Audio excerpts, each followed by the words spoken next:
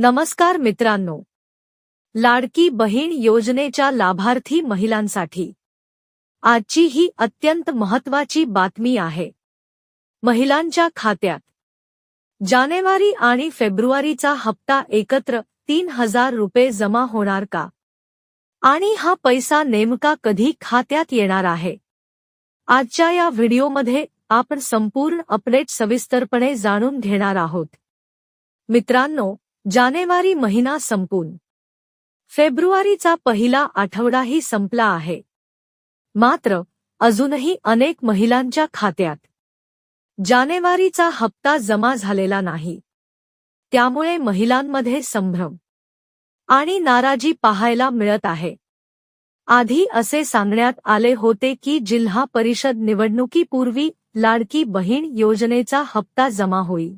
मात्र निवडणूक पार पडूनही महिलांच्या खात्यात पैसे आलेले नाहीत. आता मिळालेल्या माहितीनुसार जानेवारी आणि फेब्रुवारी या दोन्ही महिन्यांचा हप्ता एकत्र जमा होण्याची शक्यता आहे. म्हणजेच महिलांच्या खात्यात थेट 3,000 रुपये जमा होऊ शकतात. सध्या निवडणूक आचारसंहितेमुळे हा हप्ता लांबणीवर पडल्याची चर्चा आहे. मात्र जिल्हा परिषद निवडणूक संपल्यानंतर कधीही महिलांच्या खात्यात पैसे जमा होऊ शकतात. त्यामुळे महिलांनी घाबरून जाऊ नये. आता एक अत्यंत महत्त्वाची माहिती.